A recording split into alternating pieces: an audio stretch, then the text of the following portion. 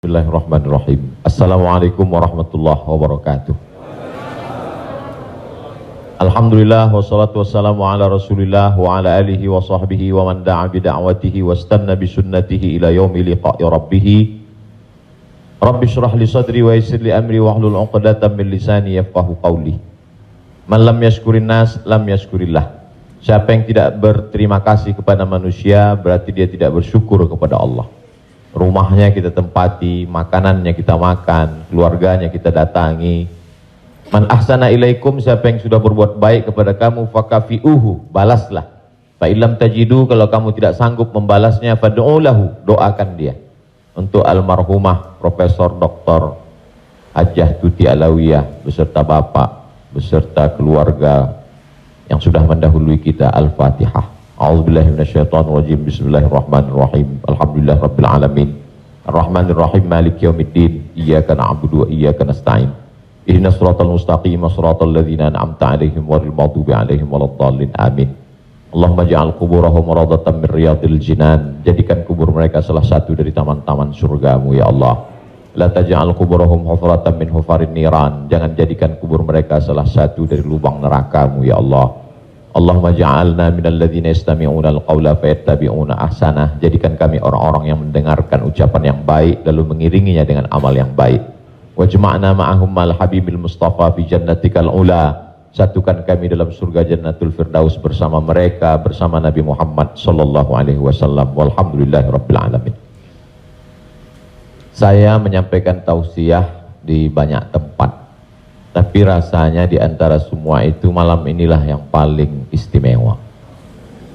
Karena saya bisa bertemu langsung dengan orang-orang yang pernah mengisi sebagian dari hidup saya pada saat saya sekolah dulu, pada saat saya sedang di perantauan, pada saat saya sedang susah, mereka pernah menghibur saya. Dan hari ini saya melihat wajah mereka. Ketika itu ada namanya grup Bagito. Tidak pernah terlintas di pikiran akan ketemu. Hari ini bertemu bertatap muka. Candaannya cerdas. Ada kritik-kritik di sela kelucuan. Yang bisa menangkap itu orang-orang yang cerdas.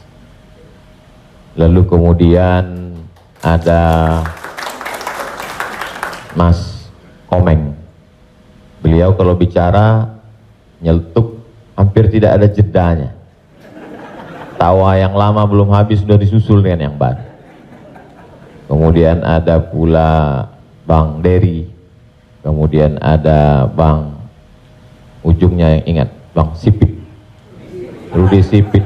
Ada Bang Bopak Castello. Ada pula Bang Ginanjar. Kemudian yang gini-gini aja belajar. Ada Bang Tigor. Yang tidak pernah terlintas pikiran akan ketemu Bang Tigor.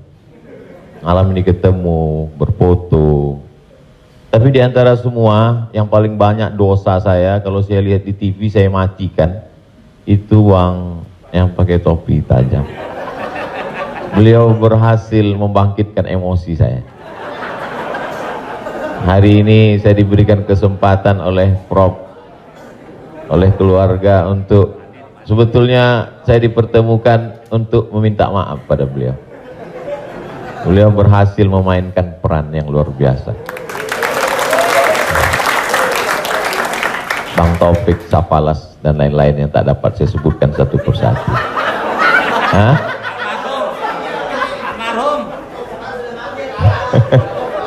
Taufik Lala, Taufik Sapalas sudah duluan. Bedanya, yang sekarang-sekarang saya hampir tidak banyak kenal, saya tidak menonton TV. Saya tidak mengikuti lagi. Kenapa dengan abang-abang yang sekarang saya kenal, ini masa dulu, masa lama. Jadi saya waktu itu masih mengikuti mereka. Dan dibandingkan dengan yang sekarang, lawakan mereka itu natural, tidak dibuat-buat. Lalu kemudian sekarang saya lihat ada fenomena menjatuhkan orang, menjatuhkan tokoh, menjatuhkan, bahwa dalam candaan itu ada menyebut, ya, tapi tidak sampai seperti sekarang. Mengerikan sekali. Lalu kemudian mereka dulu itu lebih natural, kemudian candaan mereka itu tidak menyentuh agama. Sekarang begitu mudahnya orang menjadikan agama sebagai candaan. Apa yang terjadi sebenarnya? Jadi ketika kita mengatakan ini tidak boleh, ini haram, maka kita mesti menunjukkan yang boleh itu mana. Maka saya berharap mereka bangkit kembali, segar kembali seperti dulu. Mudah-mudahan energi positif ketika mereka berkumpul, ketika mereka hijrah, mereka tidak meninggalkan dunia ini, tapi membuat sentuhan baru. Kalau sahabat-sahabat dengan Mas Ari Untung ada musyawarah, maka ada kajian majelis pengajian pelawak, maka supaya pertemuan itu lebih bermakna, mungkin membuat rumah tahfiz Quran, kemudian ada di sana dikelola, meniru apa yang dilakukan oleh almarhumah Profesor. Hari ini beliau sudah tidak ada di tengah kita, tapi pahalanya tetap mengalir. Itu langkah-langkah itu bisa kita ikuti. Bisa minta saran-saran dari keluarga besar almarhumah, ada profesor, ada anak-anak beliau yang punya pengalaman luar biasa untuk menata itu ke depan. Sehingga kita berharap mudah-mudahan 2-3 tahun ke depan atau setahun ke depan kita buat pertemuan di rumah tahfiz yang digagas oleh sahabat-sahabat Paski, insyaallah. Lalu kemudian saya diminta untuk menyampaikan apakah Rasulullah dan para ulama itu dalam menyampaikan risalah dakwah berinteraksi itu serius-serius saja. Kalau melihat wajah mereka sangar, ceritanya neraka saja. Apakah begitu?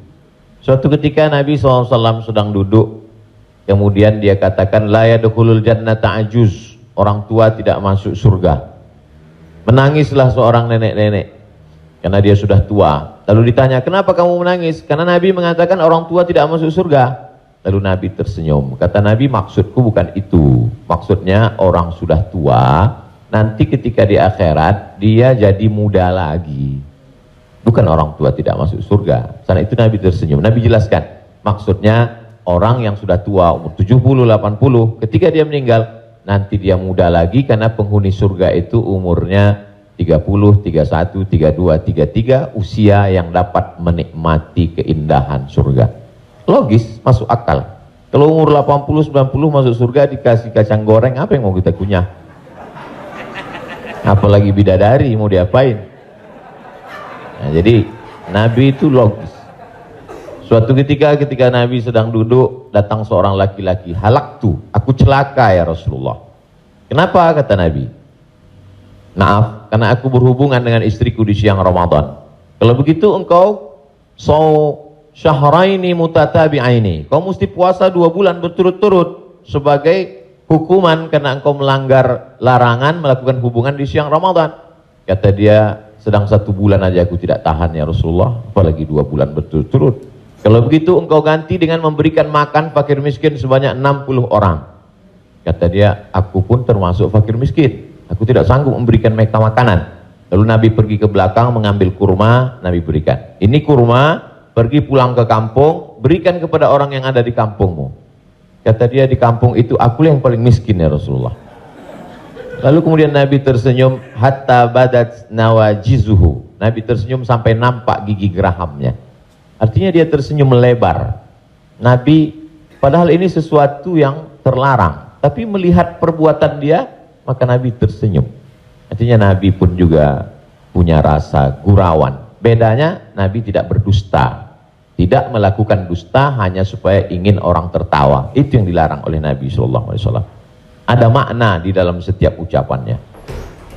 Lalu kemudian ada seorang anak kecil, dia memelihara seekor burung pipit. Burung itu mati. Lalu Nabi mencandai dia, menggurau dia supaya dia tersenyum. Kata Nabi, ya Aba Umair, ma fa'alan nughair. Biasanya anak kecil dipanggil namanya saja, tapi ini dipanggil anak kecil. Kalau dipanggil bapak-bapak, bapak-bapak, mas, gimana kabar burung pipitmu? Nabi ingin menghibur hatinya. Jadi Nabi menghibur dengan kalimat-kalimat yang tidak lazim digunakan pada anak-anak biasa, dipakai untuk anak itu karena ingin menyenangkan hatinya. Jadi metode itu juga yang saya pakai dalam sebagian tausiah saya. Masyarakat kita ini sedang letih. Di rumah dia tertekan, di jalan dia kena razia, Di kantor dia ditekan atasan, dia ke masjid mau menyegarkan pikiran, langsung begitu masuk neraka. Jadi mana lagi aku mau mengadukan kesulitan hidupku? Jadi oleh sebab itu kalau sahabat-sahabat melihat tausiah saya, kenapa Ustadz masukkan unsur selama itu adalah bagian dari, bukan ada unsur dusta di dalamnya.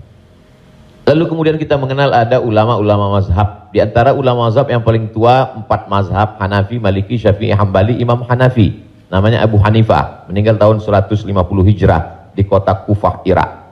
Suatu ketika datang orang menjumpai Imam Hanafi.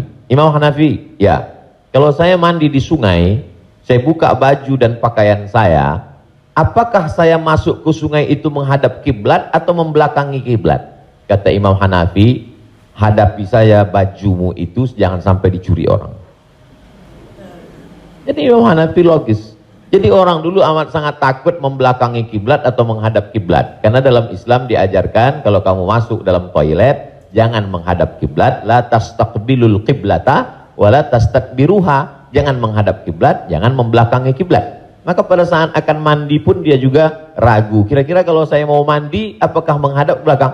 Kata Imam Hanafi logis saja. Yang penting selama kamu. Tapi jawabannya spontan. Mereka menyangka karena dia ulama besar dia akan keluarkan dalil. Tapi dia sampaikan sesuatu yang ringan, yang biasa-biasa saja. Imam Ahmad bin Hambal, yang dikenal dengan Imam Hambali, meninggal tahun 241 Hijrah. Makamnya di Baghdad, Irak. Suatu ketika anak dari Raja Baghdad itu perempuan, adik Raja Baghdad sakit. Maka dimintalah Imam Ahmad bin Hambal untuk meruqyah, membacakan doa-doa ruqyah. Imam Ahmad bin Hambal tidak mau dekat dengan kekuasaan. Dia takut rusak imannya, rusak akidahnya. Karena kalau terlalu dekat dengan kekuasaan, nanti berat mulut untuk mengatakan ini haram. Maka ketika datang mereka meminta Imam Ahmad bin Hambal untuk meruqyah, Imam Ahmad bin Hambal hanya memerintahkan muridnya untuk pergi ke toilet mengambil terompah kayu. Kita kalau di toilet itu bagus pakai terompah, pakai sendal supaya kaki kita tidak menginjak bekas percikan air kencing, supaya jangan sampai ada was-was najis. Karena percikan itulah yang membuat setan berbisik, wudu'mu tidak sah, wudu'mu tadi terpercik. Maka kita Imam Ahmad bin Hambal ambilkan terompah kayu alas yang ada di kamar mandi toilet itu, suruh bawa ke rumah adik Sultan, adik Raja. Ketika dibawa, maka adik Sultan itu, mereka menganggap ini bercanda, tapi di balik candanya itu serius. Dan ternyata adik Sultan itu sembuh ketika melihat terompah kayu. Mereka heran, kenapa sembuh? Ternyata jin yang mengganggu adik Sultan itu takut dengan terompah kayu Imam Ahmad bin Hambal. Begitu Imam Ahmad bin Hambal meninggal dunia, adiknya kumat lagi dan jin itu tertawa. Kata jinnya, saya bukan takut sama terompah kayunya, tapi saya takut sama yang punya sendal ini. Dan dia sekarang sudah meninggal dunia. Cerita itu disebutkan oleh Al-Hafiz Imam Jalaluddin Abdurrahman As-Suyuti, meninggal tahun 911 Hijrah, dalam kitab Laqtul Marjan, bercerita tentang seluk-beluk kehidupan jin. Artinya mereka ada saatnya bercanda, dan di balik candanya itu ada serius. Dia ingin mengatakan kepada Sultan, kamu sibuk mengurus masalah ini masalah sepele, tidak perlu aku bacakan ayat kursi, cukup dengan sendal terompah kayuku pun jin itu sudah takut. Seringkali kita membacakan ayat kursi pada orang yang sakit, jinnya tidak pergi, karena perbuatan kita sama seperti jin itu, hampir mirip saja. Masa hantu ngusir hantu, kata dia. Lalu kemudian ada imam, namanya Imam Asy-Sya'bi. Imam Asy-Sya'bi ditanya oleh jamaah, Imam Sya'bi, saya mau bertanya. Apa pertanyaannya? Masmu imra'ati iblis, siapa nama istri iblis? Mereka berharap akan dapat jawaban yang luar biasa. Kata Imam Sya'bi, ma syahidna nikahahuma, kami tidak ikut jadi saksi waktu mereka nikah. Jadi mereka menganggap itu sesuatu yang ringan, padahal mereka ulama besar, ulama yang hebat. Ada saatnya mereka bercanda, ada saatnya mereka bergurau. Lalu kemudian Imam Asy-Sya'bi juga pernah ditanya, Imam Sya'bi, ya, kalau kami sedang ihram, bolehkah kami menggaru kulit kami yang gatal? Pertanyaan itu serius, karena kalau digaru nanti gugur bulu roma, bulu tubuh, nanti kena bayar dam. Kata Imam Asy-Sya'bi, boleh, sekedar menggaru boleh. Tapi pertanyaan terlalu detail, ditanya berapa kali garunya. Kata Imam Asy-Sya'bi, hatta yazhar azmu jildika, sampai kelihatan tulang kulitmu. Artinya dia ingin mengatakan, ya nggak usah nanya sedetail itulah. Tapi karena kamu tanya, dia kan, ya sampai nampak tulang kulitmu, garulah. Lalu kemudian ulama-ulama yang modern zaman, selalu orang menganggap orang yang tamat dari Saudi Arabia, Timur Tengah itu bawaannya hanya serius aja, cerita halal haram, sorga neraka. Tapi kalau kita baca ulama-ulama Saudi Arabia itu tidak seserius itu. Ada ulama besar namanya Syekh Ibnu Utsaimin. Ibnu Utsaimin dengan Syekh Abdul Aziz Ibnu Baz. Suatu ketika Syekh Ibnu Utsaimin pergi ke Makkah Al-Mukarramah, lalu dia sholat di Masjidil Haram. Ulama-ulama di sana itu orangnya rendah hati, tawadu. Ketika keluar dia dari masjid, dia naik taksi. Ketika dia naik taksi, supir itu nanya, "Mas Muka, nama kamu siapa?" Kata dia, "Ana Muhammad Ibnu Utsaimin." Saya Muhammad bin Utsaimin. Bertaksinya nggak percaya. Masa iya ulama besar selevel Syekh Ibnu Utsaimin naik taksi saya? Kata dia. Terus Syekh Ibnu Utsaimin nanya, "Kamu siapa?" Supir taksi itu bergurau ingin ngejek dia. Syekh Ibnu Utsaimin punya sahabat dekat, mufti Saudi Arabia, namanya Syekh Abdul Aziz Ibnu Baz, Syekh bin Baz. "Kamu siapa?" Kata supir taksi itu, "Ana bin Baz." Kata Syekh Ibnu Utsaimin, tidak mungkin bin Baz bisa nyupir taksi karena Syekh bin Baz tunanetra.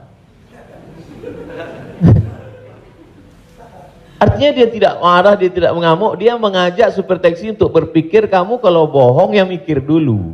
Maka kamu katakan kamu bin Baz. Syekh bin Baz kan tidak bisa melihat, mohon maaf. Kenapa kamu bicara seperti ini? Akhirnya tidak berapa lama dia baru tahu ternyata itu memang betul-betul Syekh Ibnu Utsaimin. Dia minta maaf, dia berkata bahwa tadi saya tidak benar. Bahwa dengan kelembutan orang menjadi sadar. Bahwa dengan gurauan dibalas dengan gurauan yang logis, yang masuk akal, yang cerdas, orang menjadi sadar akan kekeliruan kesalahannya. Ketika Syekh Ibnu Utsaimin sedang mengajar fikih nikah, tentang kapan laki-laki boleh membatalkan pernikahan. Syekh, saya mau tanya, ya, kalau saya menikah tanpa proses pacaran, lalu kemudian setelah menikah, setelah akad, ternyata istri saya itu ompong, tidak ada giginya, apakah boleh fasakh? Fasakh artinya pembatalan pernikahan karena tidak sesuai. Mereka berharap ini jawaban akan keluar dengan dalil bermacam. Kata Syekh Ibnu Utsaimin, bagus kamu punya istri tidak punya gigi, berarti dia tidak bisa menggigit kamu. Jadi ada pertanyaan-pertanyaan yang perlu kita serius. Itu juga yang ketika jamaah bertanya ke saya, "Ustadz, Nabi Adam dengan Hawa ketika menikah pak kuahnya siapa?" Jadi saya juga ikut metode para ulama terdahulu menjawabnya tidak terlalu serius karena mereka. Begitu juga ketika dulu saya ditanya live di televisi, "Ustadz, kalau nanti kita ke bulan, kiblatnya kemana?" Saya bilang, nantilah setelah di bulan baru kita keluarkan fatwanya. Lalu sebetulnya kalau mau menjawabnya simpel saja, kiblatnya kemana? Ya ke bumi. Ka'bah kan di bumi. Fawalli wajhaka syatral Masjidil Haram. Hadapkanlah wajahmu ke arah Masjidil Haram, menghadaplah ke bumi. Adapun ulama-ulama di tempat kita di Nusantara tidak terhitung bagaimana canda gurau mereka selama tidak dusta. Saya sampai di Kairo 5 September 1998. 1999 Kiai Haji Abdurrahman Wahid datang. Kami pun anak Indonesia ramai-ramai berkumpul di Salah Kamil Convention Hall. Di situ beliau bercerita tentang perjalanan dia ketika pertama kali sampai ke Kairo. Setelah itu dia tahun berikutnya menjadi senior anak lama. Dia mendapat kabar bahwa ada anak baru datang dari Gontor. Pendiri pesantren Gontor salah satunya Trimurti namanya Kiai Haji Imam Zarkashi.